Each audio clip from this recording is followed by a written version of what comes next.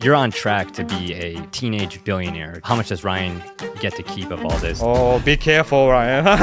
People recognize me and be like, hey, you're Ryan. I just realized that you're famous. What's been the biggest sponsorship that you've said no to? Millions of dollars. We lost revenue of 70%. I just pushed through. What started as an adorable kid unboxing toys in front of a camera has become a global phenomenon, complete with merchandise deals, TV shows, and millions of dollars in revenue.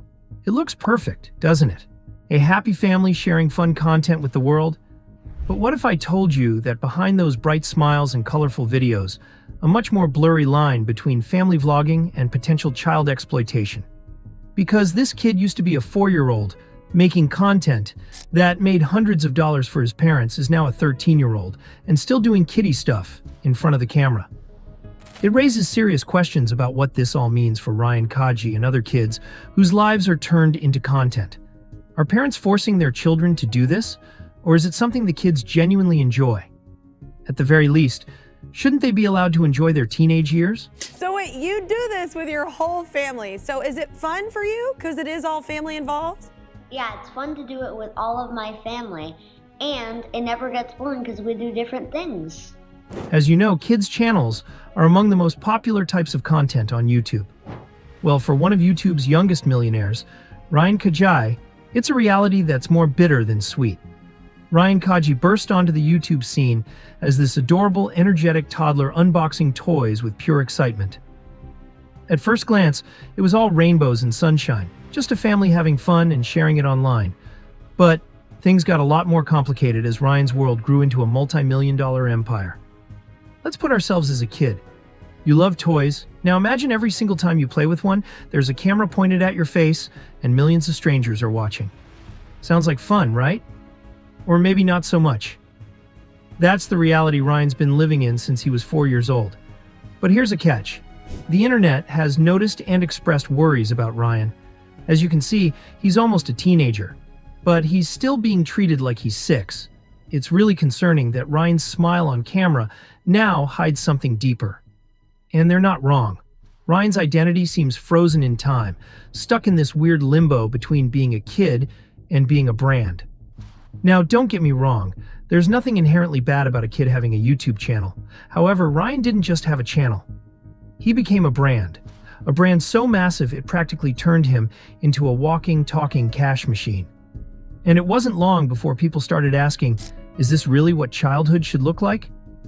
At first, it seemed innocent enough. Ryan loved toys, his parents filmed him, and the world couldn't get enough. His mom quit her job as a teacher, his dad handled the tech side, and together they turned their living room into a production studio. But as the channel grew, so did the stakes, and the pressure on Ryan. Fast forward, and Ryan isn't the giggling toddler we first met. He's now a teenager, still reviewing toys meant for preschoolers. Something feels off. Fans have noticed too. Why does Ryan look so tired? Does he even enjoy this anymore? These aren't just internet rumors. They're valid concerns. Having every part of your life, your hobbies, your family time, your childhood, broadcast for millions. He's constantly in front of a camera, performing a role, and as cute as it may seem, it raises a big question. In one meet and greet, Ryan's exhaustion was obvious. He barely smiled, and when asked about his interests, he gave a rehearsed answer about his mom's favorite artists. No spark, no excitement, just a kid who looked over it. And honestly, can we blame him? This kid is seriously entering a puberty stage. It isn't just a Ryan problem, it's a systemic issue. From family vloggers to TikTok stars, kids are becoming content creators before they can even spell algorithm. Parents post every milestone, every tantrum, every laugh, all for likes and views. And while some call it documenting memories, others see it for what it is, exploitation. But it's not just about overexposure. The Kaji family has also faced serious legal heat. An investigation revealed that Ryan's channel blurred the line between content and advertising, tricking preschoolers into watching ads disguised as toy reviews. The Federal Trade Commission wasn't impressed, and Ryan's world was hit with a complaint. And let's not forget the parents' shady past. Ryan's mom, Loanne, once faced theft charges before rebranding herself as a momager extraordinaire. Now they're accused of cashing in on their kids' innocence while ignoring the long-term impact on their mental health. If you thought Ryan's story was unsettling, meet his younger sisters, Emma and Kate. They've been pulled into the family business too, starring in videos before they could even talk. It's like the Kaji parents found a new set of cash cows to keep the empire running. Fans are already worried about the twins following in Ryan's footsteps.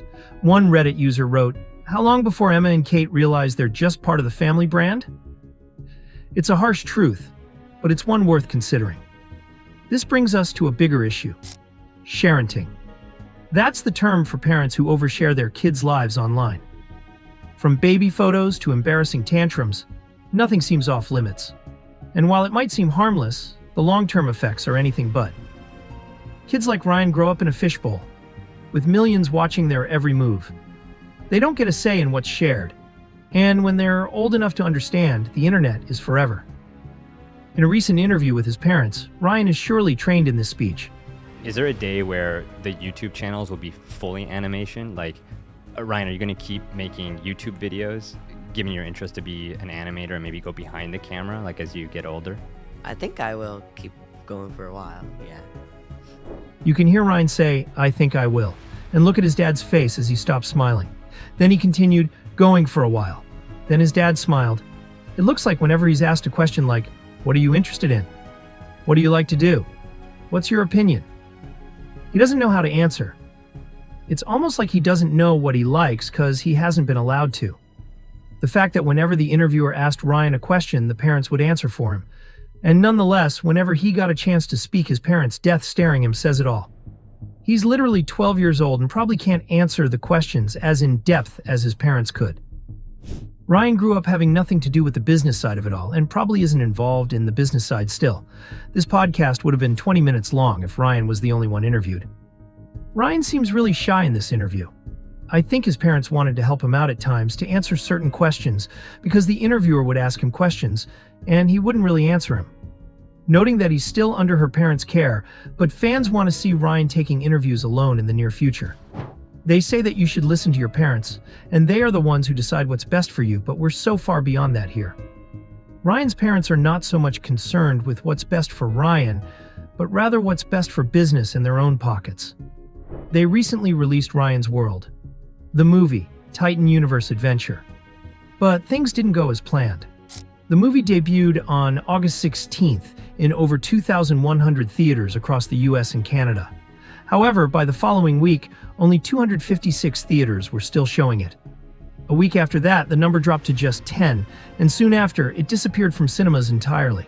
Videos on TikTok even showed theaters nearly empty during screenings. With a production budget of $10 million, the film ended up being a complete failure. It has an astonishingly low IMDb rating of 2.1 out of 10, and critics didn't hold back in calling it a flop. The movie barely made $600,000 at the box office, an enormous loss compared to its budget. It's safe to say this was a textbook box office bomb. The movie seemed to target a younger audience, specifically kids who grew up watching Ryan's YouTube content. But here's the issue. Those kids have grown up. The audience who once loved his toy unboxings are now teenagers, far removed from content aimed at 6- and 7-year-olds. Adding to this, Ryan's brand has seen a decline. His YouTube views have dropped, and his overall popularity isn't what it used to be. In hindsight, the movie seemed doomed from the start. As for the people who did see the film, the reviews were far from positive. With only 2 critic reviews, one described it as cinematic junk, calling it a vanity project by young YouTube stars whose acting skills don't hold up, despite their parents' financial backing. Another labeled it an uninspired influencer movie, aimed at Ryan's old fanbase, but offering nothing of value to anyone else. You can tell the parents were really hoping this would be a huge success, probably expecting it to make millions. But instead it ended up losing a lot of money. I think it's time for them to realize that Ryan's World might be past its prime. Ryan's getting older, his audience is growing up, and maybe it's just time to wake up. It could be a good time for them to explore other business opportunities, or just let Ryan enjoy life without all the extra pressure. So, what can be done? Some states, like California, are starting to draft laws to protect young influencers, ensuring they're paid fairly and not overworked.